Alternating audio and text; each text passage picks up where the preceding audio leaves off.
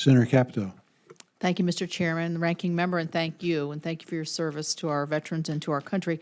Just to follow up on Senator Udall's question quickly, Dr. Stone, on a burn pit, just for my own education purposes, would a burn pit burn possibly PFOA and PFOS, the firefighting chemical that's used on bases? It's certainly an interesting question. Those are chemicals that are surfactants that float to the surface to extinguish Right. hydrocarbon fires. There's been tremendous interest in them as a neurotoxin. There's been less interest in them as a pulmonary destructive agent. There's very little evidence of their effect on the pulmonary system, but lots of evidence and lots of studies in neurotoxicity. Well, that's something I'm interested in. A lot of us have this in our surrounding states. Certainly, state of West Virginia is one of those. I'd like to start just on a brief kind of three things that I wanted to call to your attention that I want to thank the VA for, and some of the things that I was instrumental in seeing that we got into our last bill. One of is a support of agritherapy. We're looking for diversions for pain medicines. We're looking for and I've seen this actually on the ground in beekeeping in my state as well. Our Woody Williams Veterans Affairs Medical Center in Huntington is one of the 10 test sites for this. I did talk with our Commissioner of Agriculture just this weekend, and he said that the VA's been a little bit slow trying to find people that are really interested in this, understanding that things take a while to take off. So I think this has a potentially very positive And impact. I think, Senator, we have 10 sites Right. that are using the agritherapy Right. now. You do, yes. The other thing is I'm going on Friday, I believe Senator Manchin's going to be there as well, to the new Princeton VA outpatient clinic in southern West Virginia, and I'm going to have the opportunity there to meet the new VISN 5 director, Robert Walton. But I thank the VA for extending that service with the latest medical equipment and technologies to Bluefield, West Virginia. And I will be in Martinsburg tomorrow, all day. Oh, good. Last thing is that came up with questioning from Senator Collins. She asked about apprenticeship programs and the underuse of the GI Bill in apprenticeships. I just wanted to call to your attention, I'm on a bill with Senator Peters, he brought it to me, to try to harmonize the listing, I'll put it sort of simplistically, listing of apprenticeships that are approved through the Department of Labor, to harmonize them with what the VA is offering in terms of the GI Bill. Did you know anything about that, Dr. Lawrence? No, I was unaware of it until you mentioned it, but I think that's a very good idea, and one we would be happy to work with you on, even on vet tech, some of the new stuff. It's not quite the apprenticeships for the trades, but it has similar features of attracting people to offer Right. these to veterans as well. Right, I mean, makes sense. Yes, Senator, I want to say I'm committed to opening the avenues for veterans in the trades, in vocations, apprenticeships. I will give you my prejudice. I think for too long, both DOD and VA have focused on a four-year degree when America needs more people in the vocational Right. world.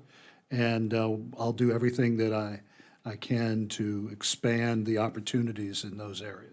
Yeah, we do know, too, that in the technical fields, that a four-year degree is not necessarily the be-all and end-all, that certain certificate programs and those kind of opportunities can really lead to life-sustaining occupations. And I have made that clear. I'm a member of the President's Council on the American Worker in the last meeting. I made that argument that we need to spend more time focusing in those areas than on those traditional four. Great. Just two questions. I'm going to put them together because you've covered a lot of this. On the Veterans Community Care, Dr. Stone, on the Veterans Community Care Program, I guess you testified last month that the software that was going to be used for the new program has not been fully developed. And then there's another sort of related question on whether the expansion of the family caregivers program, you sort of covered that a little bit, but whether that's ready to roll out for the timeline that it's been specified for. So there are Software. 11 software systems that are necessary for the Mission Act Community Care Program. 10 of them are already fielded and in use. Oh, good. We're doing some improvements. There's one that brings it all together called the Decision Support Tool The decision support tool is in active testing in the field. Okay, And, but a full rollout will not occur to the second half of May. There's some risk to that. right. But if we fail with the decision support tool, it simply is an efficiency tool that will sort of bring it all together in a single screen for our schedulers and providers. We'll still be seeing patients, still be working this, but we're working really hard, and there's a great partnership with our OI&T partners to really finish this up effectively, and the initial testing in the field looks good. Good, good. Well, we'll look forward to seeing what happens. I'll keep my fingers crossed. I'd like to say I could contribute to the technology part of it, but I don't think I could really help out with that. I can't either. So Lastly, I'm just going to make one quick comment. Source of concern for, I think, you all, and for really our nation is our lack of mental health professionals.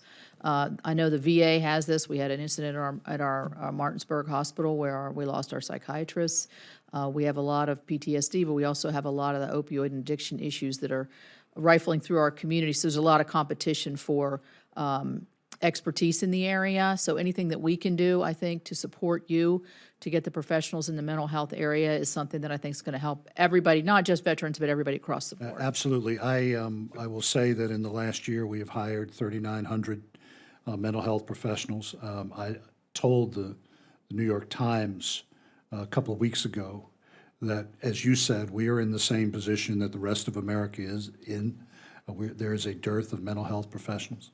But working through the Mission Act and what this committee has appropriated, we're doing our best to provide relocation pay, reimbursement at a higher level than the general federal pay scale. I will also say what I told the New York Times, and it's something that I know that you have worked on.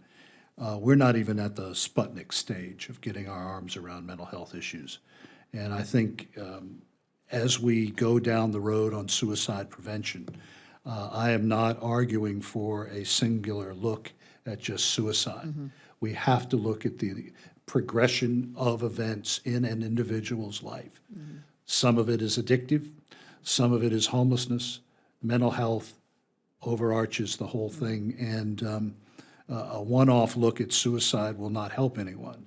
But looking at the entire continuum of issues that Americans face and Americans who come to that terrible decision is the only way we can tackle it, and mental health is the key. Right. Appreciate that. Thank you. Senator, if I might just add a couple things. Retaining this workforce is an extraordinary effort. We just took a look at our retention rates, and I'd like to share some figures with you. Okay. Social workers, clinical social workers turn over their jobs at about 11% rate per year across this nation. VA is at 6.8%. Our psychologists on a clinical basis turn over, depending on the market, between 10% and 22% a year. We're running at 8.4%. That's a very stable number. So it looks like we're retaining our workforce with the tools you've given us. That's good news. And especially the tools the Secretary just mentioned are essential to us keeping this workforce in place. Right. Thank you.